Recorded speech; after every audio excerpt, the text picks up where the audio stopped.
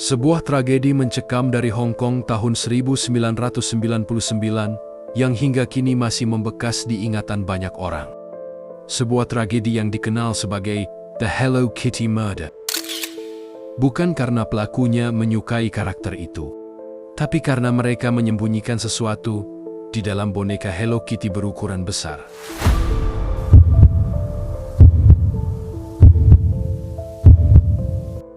Kehidupan Fan Man-yi saat kecil sangat berat dan penuh kesepian.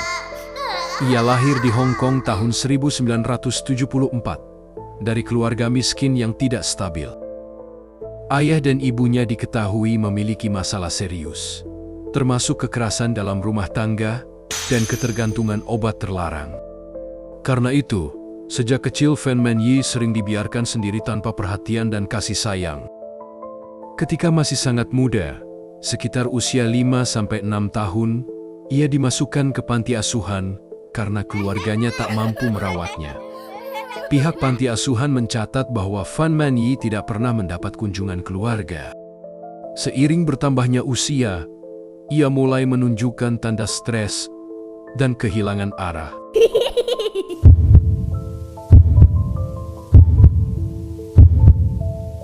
Pada usia 15 tahun, ia kabur dari panti asuhan dan hidup di jalanan, bekerja serabutan demi bertahan hidup. Kerasnya kehidupan di jalan membuat Fan Man-yi mulai terjerumus ke dunia malam dan obat terlarang. Karena tidak punya keluarga, uang, atau pendidikan, Fan Man-yi akhirnya melakukan pekerjaan apapun yang bisa memberi makan. Salah satunya adalah membersihkan bar dan melayani di klub malam.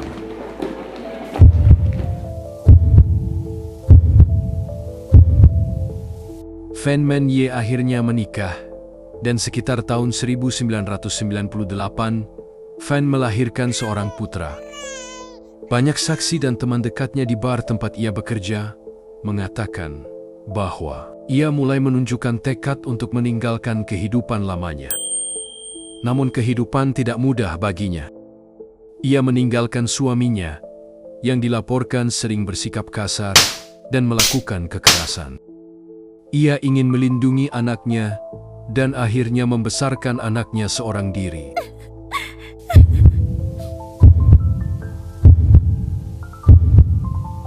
Fan Man-yi akhirnya bekerja lagi sebagai pemandu di sebuah klub malam semacam hostess bar di daerah Kowloon, Hong Kong. Ia tidak lagi memakai obat terlarang secara rutin dan berusaha menabung sedikit demi sedikit, meskipun pendapatannya kecil. Namun dunia malam tempat ia bekerja tidak sepenuhnya aman. Di lingkungan itu banyak beredar orang-orang yang terlibat dalam berbagai tindak kriminal. Disitulah Fan Man-yi bertemu Chan Man-lok. Chan Man-lok, seorang pria berusia sekitar 34 tahun, yang dikenal sebagai anggota organisasi kriminal. Chan sering datang ke bar itu dan menjadi pelanggan tetap Fan. Karena Chan orang yang kaya dari hasil kegiatan ilegal, Fan berpikir dia bisa mempercayainya. Bahkan kadang mereka bertransaksi obat terlarang bersama. Sekitar awal 1999, Chan sempat datang ke klub dengan membawa uang tunai cukup banyak, yaitu $4.000 Hong Kong, sekitar 7 juta rupiah waktu itu. Fan mengambil uang itu saat Chan sedang mabuk. Chan sadar uangnya hilang, ia menuduh Fan mencurinya. Beberapa hari kemudian, Fan mengembalikan uang itu sepenuhnya, bahkan menambahkannya dengan bunga sebagai permintaan maaf. Ia tidak berusaha kabur, justru menemui Chan secara langsung dan mengatakan bahwa ia menyesal dan ingin menebus kesalahan. Sorry. Namun, bagi Chan yang hidup dengan prinsip organisasi kejahatan, soal ini bukan lagi tentang uang, melainkan harga diri. Ia merasa dipermalukan di depan lingkungannya karena dianggap dibohongi oleh seorang wanita dari dunia bawah. Chan memendam dendam besar. Ia mulai bicara ke kedua temannya bahwa ia akan memberi pelajaran pada Fan agar orang lain tidak berani berbuat hal serupa.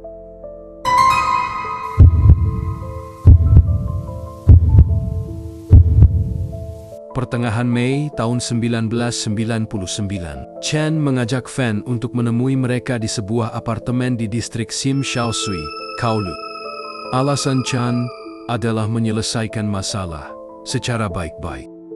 Di apartemen itu, Chan Man Lok bersama dua rekannya, Lang Xingcho, usia 27 tahun, dan Lang Wailun, usia 21 tahun. Begitu Fan tiba di apartemen itu, ia tidak diizinkan pergi. Ponselnya disita, dan pintu dikunci. Fan menyadari bahwa ia telah diculik. Chan menyiksa Fan setiap hari dengan benda di sekitarnya. Memberinya makanan yang bukan makanan, mempermalukannya, bahkan memaksa dia tersenyum sambil disiksa. Setiap kali ia menjerit kesakitan, para pelaku justru tertawa. Siksaan itu berlangsung sekitar 1 bulan, sampai tubuh Fan tidak sanggup lagi bertahan. Tubuhnya semakin lemah, luka-lukanya semakin parah. Ia meninggal perlahan akibat dehidrasi dan luka dalam yang tidak tertolong. Namun, kekejaman mereka tidak berhenti di situ. Setelah Fan meninggal, para pelaku berusaha menghapus jejak dengan cara yang sangat keji. Beberapa bagian tubuhnya ditemukan di tempat yang tak terbayangkan, termasuk di dalam boneka Hello Kitty besar.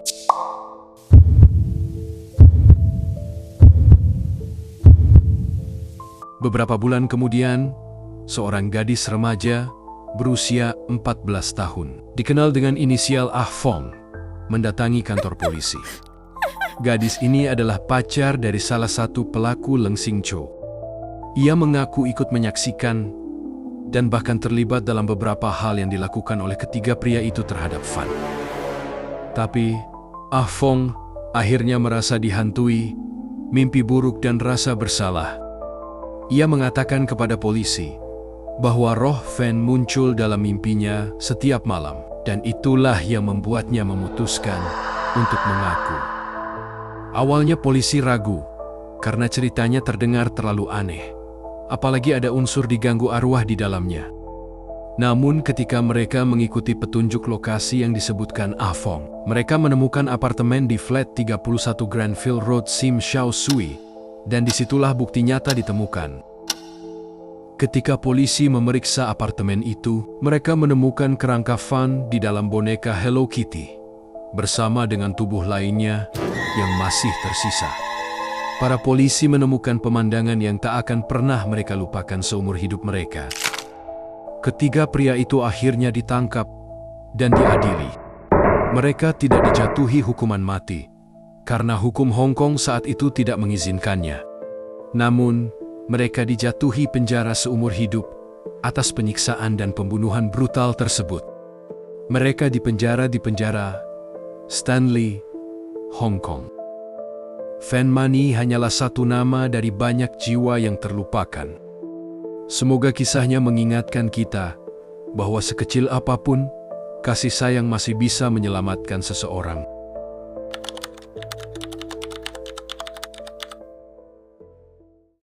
Every step's a little story. Some are hard, some shine in glory.